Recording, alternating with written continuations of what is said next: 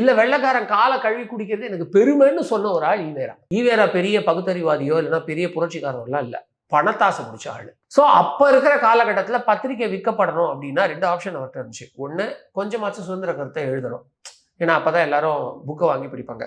2வது, ஆபாசமா எழுதணும். ஆபாசம் எழுதுறது அவர் எவ்வளவு அழகா பண்ணியிருக்கான்றத போதுமான அளவு பேசுறாங்க ஈவேரா. அதுவும் அவர் எழுத தெரியாது, அதுக்கு ஒரு சில ஆட்களை காசு கொடுத்து எழுத வச்சாரு. புரட்சி கருத்துக்கள் எழுதுறதுக்கு அண்ணாவை உள்ள கொண்டு வந்து வச்சாரு. 15 ரூபா 5 ரூபா எல்லாம் கொடுத்துருக்காரு சம்பளமா. ஓகேங்களா? இது அண்ணாவே குறிப்பிட்டிருக்காரு ஒரு ஆர்டிகல்ல. அப்படிப்பட்ட ஈவேரா என்ன பண்றாரு, பகத்சிங்கோடைய ஒரு புக்கை மொழிபெயர்க்கிறார். மொழிபெயர்த்தப்போ இங்கிலீஷ் பிரிட்டிஷர்ஸ்க்கு சமக்கம் வருது. ஒழுங்கா நீ வருத்தம் தெரிவிக்கல அப்படின்னா அவனை அரெஸ்ட் பண்ணி போடுங்கன்றாங்க. உடனே மானஸ்த ஈவேரா என்ன சொல்றாரு, வருத்தம் தெரிவிக்கிறதா யாரை பத்தி என்ன நினைச்சீங்க, நான் மன்னிப்பே கேட்டுறேன், காலைல வந்துடுறேன். போதா குறைக்கு இதுக்கு எவிடன்ஸ்ல இருக்கா என்ன சார்? அவர் மன்னிப்பு போதுமான எவிடன்ஸ் இருக்கு. நீங்க விடுதலை புக் எடுத்து படிங்க. அதே மாதிரி நீங்க விடுதலை புக்ல அவர் மென்ஷன் பண்ணிருக்காரு, நான் மன்னிப்பே தெரிவிக்க தயார். அதே மாதிரி இன்னொரு சம்பவம், இன்னொரு ரொம்ப அசிங்கமான ஒரு இன்சிடென்ட்.